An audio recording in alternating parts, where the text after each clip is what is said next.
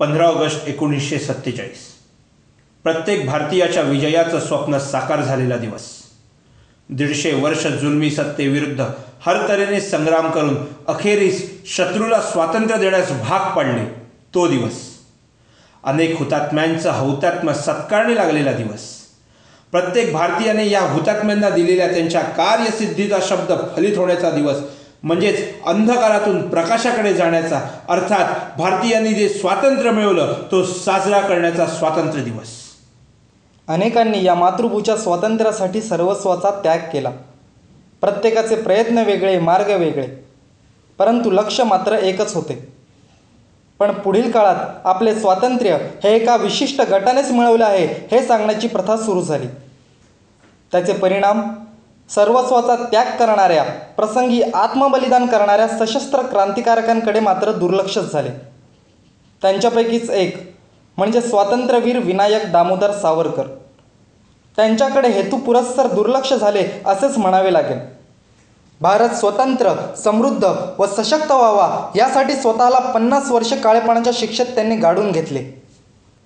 स्वातंत्र्य दिनाच्या अभूतपूर्व सोहळ्याला निमंत्रण न मिळाल्याने निराश न होता त्यांनी मोठ्या डौलाने व अभिमानाने देशाचा तिरंगा आपल्या घरावर फडकवला. जाणून घेऊया अशाच शतपैलू व्यक्तिमत्वाविषयी म्हणजेच विनायक दामोदर सावरकर यांच्याविषयी. स्वातंत्र्यवीर सावरकर यांच्याविषयी चर्चा करताना एक गोष्ट पुढे येते ती म्हणजे हिंदुत्व. पण आजच्या घडीला हिंदुत्ववादी व्यक्ती म्हणजेच धर्मांध व्यक्ती ही समज आहे, बरोबर ना? मग आता आपण जाणून घेऊया की स्वातंत्र्यवीर सावरकर यांच्या मते हिंदुत्व याची नक्की व्याख्या काय. समाजात जेव्हा हिंदू विषयी चर्चा रंगते तेव्हा सावरकरांचा उल्लेख हा नेहमीचाच होतो. पण सावरकरांचे हिंदुत्ववादी विचार हे त्यांचे प्रचारक व विरोधक या दोहोंना तरी नेमके उमगले आहेत काय, हाच एक मोठा प्रश्न आहे. आपल्या विचारांना सावरकरांनी सूत्रबद्ध पद्धतीने जगासमोर ठेवण्यासाठी हिंदुत्व नावाचे पुस्तक लिहिले. हिंदुत्वाची मूलभूत तत्वेच त्यामध्ये वर्णिलेली आहेत. सावरकरांची हिंदुत्वाची व्याख्या फार मोठी व्यापक आहे व ती राष्ट्रीयत्वाला साधर्म्य साधणारी आहे. सावरकर म्हणतात, आ सिंधू सिंधू पर्यंता यस्य भारत भूमिका पितृभू पुण्यभूश्चैव सवय हिंदू रीतिस्मृता. म्हणजे सावरकरांच्या मते खरा हिंदू कोण, तर सिंधू नदीपासून सिंधू सागरापर्यंत पसरलेल्या या भारतभूमीला जो पितृभूमी म्हणजेच वाडवडिलांची भूमी व पुण्यभूमी म्हणजे आपल्या धर्माचं सर्वोच्च धर्मस्थळ असणारी भूमी मानतो तो हिंदू होय. ही हिंदुत्वाची व्याख्या व त्याची व्याप्ती ही काही धार्मिक बंधनात अडकलेली नाही, तर सर्व धार्मिक बंधने झुगारून एकात्म राष्ट्र गठनासाठी समुच्चय धर्म व पंथांना आपल्यात सामावण्याचे धाडस तीत आहे. परंतु सावरकरांना कोणत्याही धर्म आणि पंथापेक्षा प्रिय काय असेल तर तो राष्ट्रधर्म, आणि तोच त्यांच्या हिंदुत्वाच्या व्याख्येतून अधोरेखित होताना दिसतो. म्हणून सावरकरांचे हिंदुत्व हे पोथी पुराणातील धार्मिक हिंदुत्व नसून ते जगाला धर्मनिरपेक्षतेचा संदेश देणारे एक राष्ट्रीयत्वच आहे. इंग्रजांपासून आपण स्वातंत्र्य मिळवले, पण हा स्वतंत्र भारत अखंड नव्हता. या अखंड भारताच्या नक्की सीमा आहेत तरी कशा हे आपण जाणून घेऊ. 1947 सालापूर्वी भारताच्या राजकारणातील सगळ्यात मोठी समस्या म्हणजे पारतंत्र्य. 15 ऑगस्ट 1947 या दिवशी भारताला स्वातंत्र्य मिळालं. परंतु त्यानंतर सुद्धा समस्यांचा भडीमार थांबला नाही. आज भारतासमोरील अनेक समस्यांपैकी महत्त्वपूर्ण समस्या म्हणजे सीमालगत व सीमा प्रश्नाच्या आहेत. त्याला कारणंसुद्धा तशीच आहेत. भारताची सीमा ही थेट 7 देशांना भिडते. त्यांपैकी अफगाणिस्तानबरोबर सगळ्यात कमी म्हणजेच 106 किलोमीटर, भूतानबरोबर 699 किलोमीटर, हे भूतान म्हणजे Bhutan देशाबरोबर, म्यानमारबरोबर 1643 kilometre, नेपाळबरोबर 1758 kilometre, पाकिस्तानबरोबर 3323 kilometre, चीनबरोबर 3380 kilometre, तर बांगलादेश ज्या देशाला आपल्यामुळे पुनर्जन्म मिळाला त्या देशाबरोबर 4097 किलोमीटर. यामध्ये अनेकदा सीमाप्रश्न उभे राहतात. घुसखोरी हा भारताला लागलेला श्रापच आहे. आजही पाकिस्तानसारख्या देशांकडून छुपे युद्ध खेळताना दहशतवादी कारवायांसाठी अशा मार्गांचा अवलंब केला जातो. व त्याला प्रतिबंधित करण्यासाठी भारत सरकार तारेच्या कुंपणांची उपाययोजना त्यावर करतं. गेली कित्येक वर्ष हे सुरू असलेलं कार्य लवकरच पूर्णत्वास जाईल ही अपेक्षा आहे. पण तरी सुद्धा प्रश्न अनुत्तरितच राहतो. हे तारेचं कुंपण हे भारताच्या कृत्रिम सीमा आहेत. तर मग नैसर्गिक सीमा कोणत्या? परियात्र पर्वत म्हणजेच हिंदूकुश पर्वत, हिमालय किंवा मग दक्षिणेला असणारा महासागर या भारताच्या मुख्य नैसर्गिक सीमा आहेत. त्यांचा आकारमान व तेथील वातावरण यामुळेच कायम ते भारताचे संरक्षक म्हणून उभे ठाकले आहेत. दुर्दैवाने त्या सगळ्या सीमा आज स्वतंत्र भारताचा भाग नाहीत. परंतु त्याच भारतासाठी योग्य सीमा होत्या व आहेत, ज्या पुन्हा आपण मातृभूस मिळवून देऊ शकलो तर भारताच्या संरक्षण व्यवस्थेवरील ताण कमी करता येईल. कारण युद्ध जेवढं तंत्रज्ञानावर अवलंबून असतं त्यापेक्षा ते जास्त तेथील भूप्रदेश व वैशिष्ट्यांवर अवलंबून असतं. आणि हेच सावरकर त्यावेळी सुद्धाच म्हणत होते. देशाच्या या फाळणीने फक्त आणि फक्त अनैसर्गिक सीमा जन्माला येतील आणि प्रश्न सुटण्याऐवजी आणखीनच वाढतील. पण या नैसर्गिक सीमा जर परत मिळवायच्या असतील तर मात्र सैन्य शक्ती वाचून पर्याय नाही. भारताच्या सुदैवाने आजपर्यंत तरी हिमालयासारखा पर्वत भारतभूते संरक्षण करण्यास आमच्या सैनिकांना कायमच सहाय्यभूत ठरत आहे. तर विरुद्ध टोकाला अथांग पसरलेल्या सिंधू सागरावर आमचे नाविक दळ आजही शत्रूच्या मनात आपल्या अभूतपूर्व पराक्रमाने धडकी भरवून आहे. यांच्या सहकार्यासाठी आमचे शास्त्रज्ञ ब्राह्मोस व अग्नीसारखी क्षेपणास्त्रे निर्माण करून आमच्या सैनिकांचे भाऊ सामर्थ्यवान बनवत आहेत. पण या सैनिकीकरणाची सुरुवात झाली तरी कशी? जेव्हा संपूर्ण भारत अहिंसेच्या मार्गाचा अवलंब करण्यात रमला होता तेव्हा एकच व्यक्ती उच्चारावात आवाहन करीत होती. ती व्यक्ती म्हणजे स्वातंत्र्यवीर विनायक दामोदर सावरकर. आजच्या घडीला नीट बघितलं तर भारताच्या सर्व सीमा सुरक्षित आहेत आणि त्या केवळ आणि केवळ भारतीय सैनिकांच्या जीवावरच. ह्याचं संपूर्ण श्रेय जर का कोणाला द्यायचं झालं तर फक्त आणि फक्त ते म्हणजे भारतीय सेनाच असू शकते. भारताचा झेंडा जितका हवेने फडकत नसेल ना तितका तो हुतात्म्यांच्या श्वासाने फडकतो. आणि असे आज असंख्य वीर आपल्या सर्वस्वाचं बलिदान करण्यासाठी मातृभूमीच्या संरक्षणासाठी डोळ्यात तेल घालून सज्ज आहेत. का तर फक्त आम्हाला सुखाने झोप घेता यावी म्हणून. पण या भारतीय सैन्याचा इतिहास हा इतका लहान नाही तर तो फार व्यापक आहे. त्यांचा पराक्रमही तेवढाच व्यापक आहे. आणि याचं उत्तम उदाहरण म्हणजे स्वतः एडमंड ॲटली, जे भारताला स्वातंत्र्य मिळालं त्यावेळेला ते ब्रिटनचे पंतप्रधान होते. तेच म्हणतात की भारताला मला स्वातंत्र्य देणे भाग पडत आहे कारण आता भारतीय सैन्य ब्रिटिशांशी एकनिष्ठ नाही आणि या बंडखोर भारतीय सैनिकांवर हुकूमत राखू शकेल एवढं सैन्यच ब्रिटिशांकडे नाही. याचाच अर्थ काय? तर भारताला जर का कशामुळे स्वातंत्र्य मिळालं असेल तर त्याचं एकच कारण इथं स्वतः एडमंड ॲटली देतात, ते म्हणजे भारतीय सैन्य आणि त्यांनी केलेले उठाव होय. त्याच्यामुळे इथेच नेमकं आपल्याला स्वातंत्र्य कशामुळे मिळालं याचं स्पष्टीकरण मिळतं. पण या सगळ्या भारतीय सैन्याच्या आधुनिकीकरणाची सुरुवात कोणी केली हो? तर ते म्हणजे दस्तूर खुद्द स्वातंत्र्यवीर विनायक दामोदर सावरकर यांनी. 1937च्या साहित्य संमेलनामध्ये सावरकर लोकांना सांगत की आज दुसरे महायुद्ध आले आहे, त्यामुळे ब्रिटिश सरकारास सैन्याची गरज आहे आणि म्हणून सार्वत्रिक लष्कर भरती सुरू आहे. तुम्ही त्या लष्कर भरतीत जा. आमच्या वेळी आम्हाला बंदुका चोरून मिळवाव्या लागल्या, आपण सरकारास गरज असल्याने ते तुम्हाला आता बंदुका हाती देते आहे, ते चालवण्याचे प्रशिक्षण देते आहे. ते बंदुका हाती घ्या, चालवण्याचे प्रशिक्षण घ्या, मग बघू तोंडे कोणाकडे वळवायची. याचं सर्वात पुढचं चांगलं उदाहरण म्हणजे सुभाषबाबू ज्यावेळेला स्वातंत्र्यवीर सावरकरांना माउंटबॅटनच्या यादीसाठी भेटायला सावरकर सदनात आले त्यावेळेला सावरकरांनी सुभाषबाबूंना सांगितलं, सुभाषचंद्र बोस आज जर्मनी, इटली यांसारखे अनेक देश इंग्रजांविरुद्ध उठाव करू पाहतात, युद्ध करू पाहतात आणि शत्रूचा शत्रू तो आपला मित्र ह्या नीतीनुसार आत्ता नाही वागायचं तर मग कधी वागायचं. आणि म्हणून सुभाषबाबू जे भारतातून निसटले ते पुढचा इतिहास सर्वश्रुत आहेच की ते जपानला कसे पोचले. रासबिहारी बोस यांनी बांधलेल्या संघटनाची आझाद हिंद सेना तोपर्यंत स्थापन झाली होती.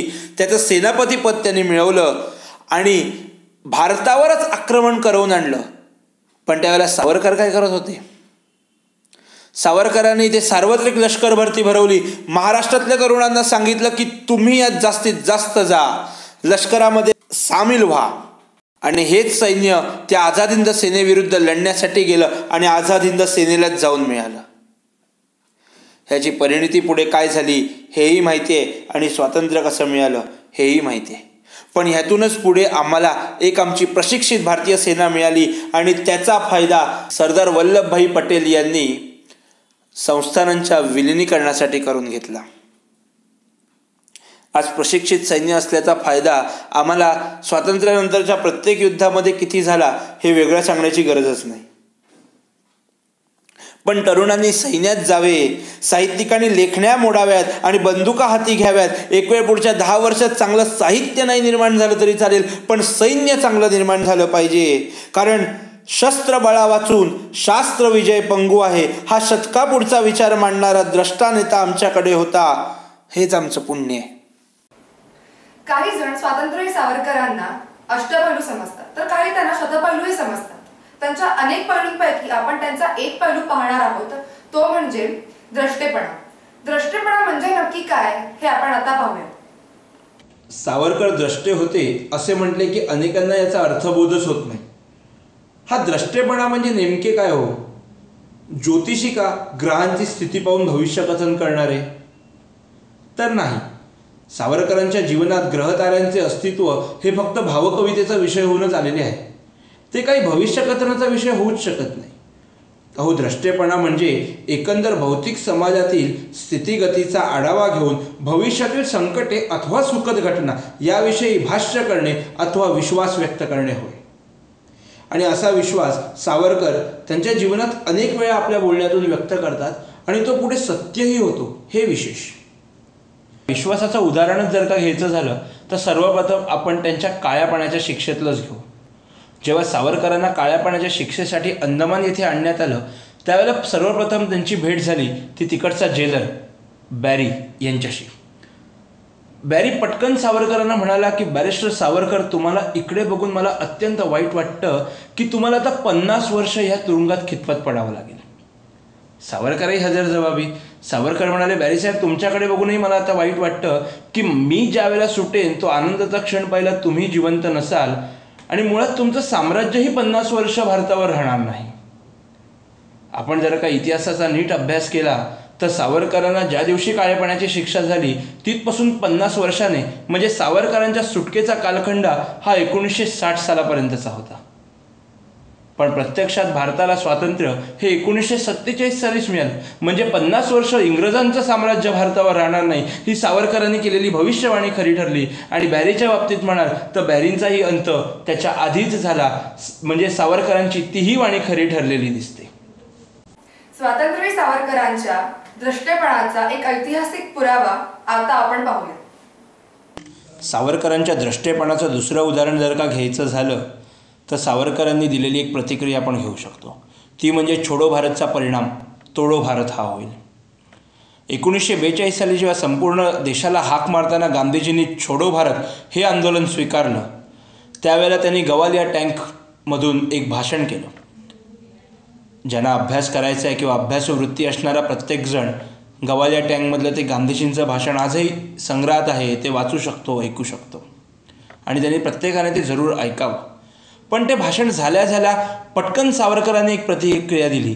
ती प्रतिक्रिया अशी होती की छोडो भारतचा परिणाम हा तोडो भारतमध्ये होईल आणि त्यामुळे भारत तुटला जाईल.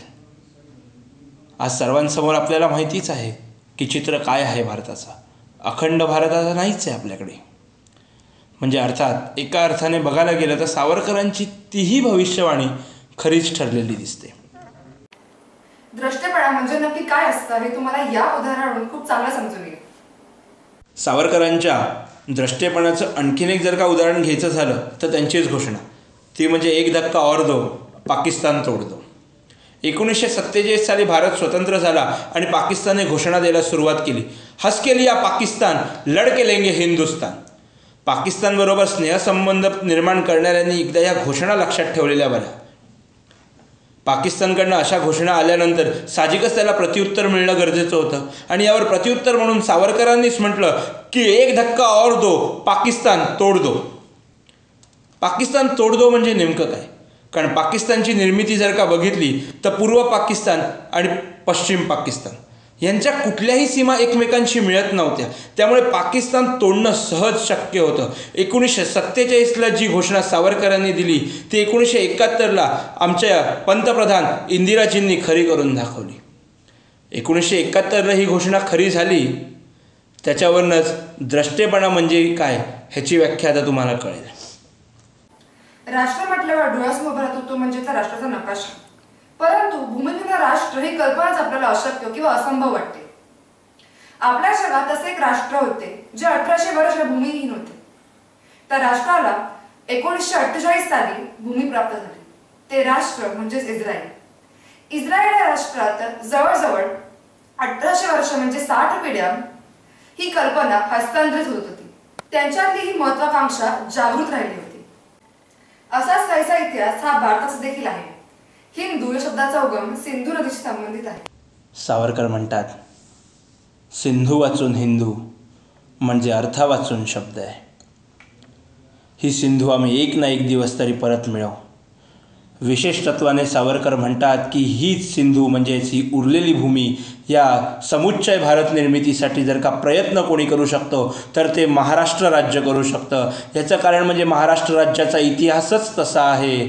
अटकेपार झेंडे रोवण्याची सवय महाराष्ट्राला आहे. मराठ्यांच्या सेना रघुनाथराव पेशव्याच्याच नेतृत्वाखाली अटकेपार झेंडे रोवून आल्या. ह्या इतिहासाची साक्ष देतच सावरकर हा विश्वास व्यक्त करतात. आजपर्यंतचा जर का इतिहास पाहिला तर सावरकरांच्या वाणीला अपयश आलं नाही. मग आताही ते येणं शक्य नाही. पण गरज आहे ती संघटित होऊन एकत्ररित्या प्रयत्नांची पराकाष्ठा करण्याची. ते जर का करू आपण शकलो तर अखंड भारत हा नक्कीच होईल. यात तीळ मात्र शंका नाही.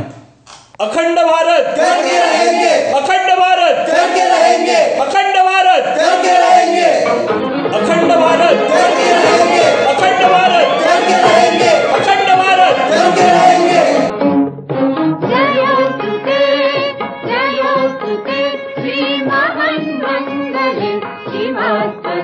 शुभदे स्वतंत्रते भगवती